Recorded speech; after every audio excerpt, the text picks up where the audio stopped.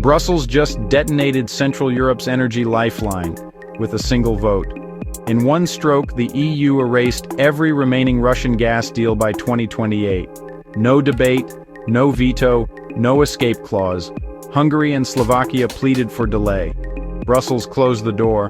Now, furnaces in Slovakia are cooling mid-production, and Hungary's grid operators are calculating blackouts in real time. Bloomberg reports Europe will soon pay triple for American gas, and winter hasn't even started. Factories, families, entire economies are staring at the same question. What happens when unity itself runs out of fuel? For Hungary and Slovakia, that vote wasn't symbolic. It was existential. Both nations are bound by long-term contracts with Gazprom, Hungary until 2036, Slovakia until 2034, deals that kept their homes warm and industries running. Now, those same contracts have been turned into violations of European law. Fuel that powers their grids and heats their homes must be cut, not over decades, but within 2 winters. Brussels calls it a milestone for strategic autonomy, but Eurostat data shows the opposite story. Hungary still depends on Russia for 80% of its gas. Slovakia, around 60%. These aren't dependencies that can be replaced with paperwork. According to Bloomberg's energy desk, replacing that supply requires at least 50 billion cubic meters of new import capacity, the equivalent of Norway's entire North Sea output. And none of that infrastructure exists yet. EU Commissioner Ursula von der Leyen promised that solidarity mechanisms would protect vulnerable states. On paper, that means the EU's joint gas buying platform, launched back in 2023. In practice, Reuters reports that only 15% of Europe's gas imports last year were actually bought collectively. The rest, each country negotiating alone, paying market prices in a system built for unity. Budapest called the decision a direct attack on national energy security. Slovakia's Prime Minister Robert Fico went further, branding the ban ideological nonsense and threatening to block Brussels' next sanctions package unless concessions were made. Brussels responded with 2 words: majority rule.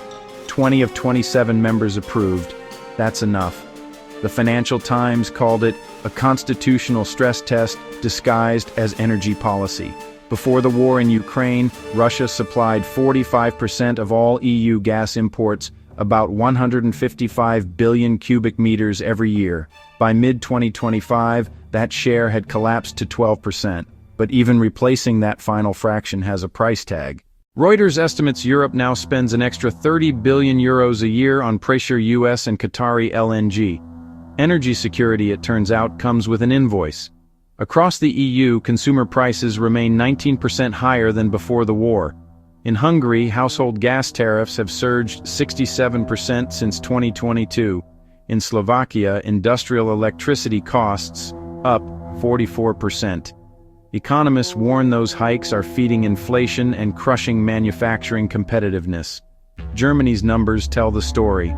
The Wall Street Journal reports that its energy-intensive sectors, chemicals, steel, glass, have cut output by over 10% since 2023. Supporters inside the European Parliament insist that moral necessity outweighs cost. In mid-October, the Parliament's Energy Committee voted to push the full ban up to 2027, arguing that dependency cannot coexist with sovereignty. Energy engineers call that new timeline technically impossible. Hungary and Slovakia's infrastructure makes things worse. Their pipelines were built for east-to-west gas flow through Ukraine and Serbia. Reverse flow systems exist, but they're tiny. Reuters found Hungary's link with Austria can supply only 3 billion cubic meters a year, against a national demand exceeding 10 billion. Slovakia faces the same gap. If Western gas can't reach them, compliance becomes theoretical. Inside Brussels, diplomats quietly admitted to Politico that the legal design was intentional. By classifying the ban under trade policy, they bypassed the unanimity rule that blocked previous sanctions. "We learned from fatigue," one official said. "Efficiency replaced consensus." For smaller states, that efficiency now feels like exclusion. Budapest already has 21 billion euros of cohesion funds frozen over rule of law disputes. Now, energy compliance could become the next condition. The Financial Times warned that tying budget control to energy enforcement turns the EU from a cooperative bloc into a hierarchical one. The question shifts, not whether Hungary will obey, but how far Brussels is willing to coerce. Meanwhile, Russia has adapted.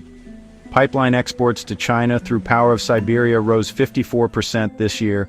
LNG sales to India up 39%. Bloomberg Economics estimates Moscow's fossil fuel revenues at $210 billion in 2024, only 17% below pre-war levels. If Europe's goal was to starve the Kremlin, the result looks partial at best. The Bruegel Institute in Brussels warns of a deeper risk, that Europe's internal fractures over energy could spill into defense and fiscal policy. Once qualified majority voting becomes routine on issues that once demanded unanimity, smaller states lose their shield. And that shift could redefine the Union itself as much as any economic shock. Brussels assumes shared sacrifice strengthens unity. But when sacrifice is uneven, solidarity fractures. Western economies can absorb expensive LNG. Central Europe cannot.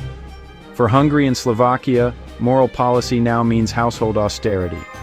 Public anger is growing. Hungary's ruling Fidesz party campaigned against what it called energy imperialism, and won. In Slovakia, that same language now drives national politics. Brussels counters with optimism.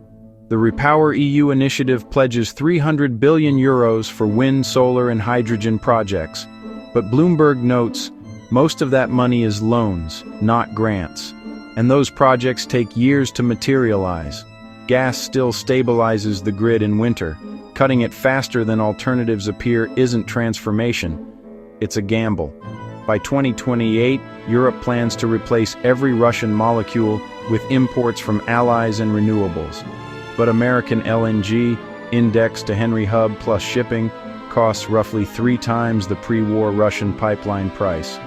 Reuters data from September spot LNG cargoes at $12 per MMBtu, compared with $4 for Russian gas before 2022. The price of independence is arithmetic. And inflation has a political consequence. Rising energy bills fuel populism faster than ideology. France quietly increased Russian LNG imports by 40% this year. The Netherlands by 72%. Spain, via Turkish intermediaries. Officially legal until 2028, but proof that principles bend under pressure. Each stage of the phase-out tightens the screws. 2026, no new contracts.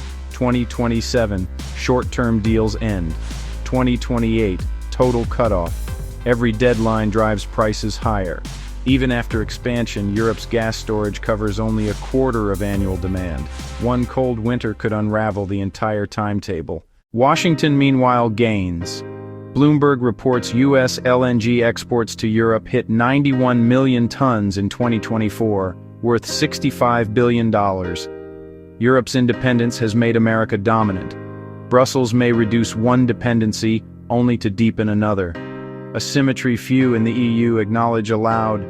Inside the Berlaymont, officials insist the Union will hold unity, both strategy and story. But enforcement now runs on penalties, frozen funds, and majority votes. The European project, once defined by voluntary integration, is shifting towards centralized management. Hungary calls it coercion. Brussels calls it progress. Winter approaches. In Central Europe, the math is unforgiving.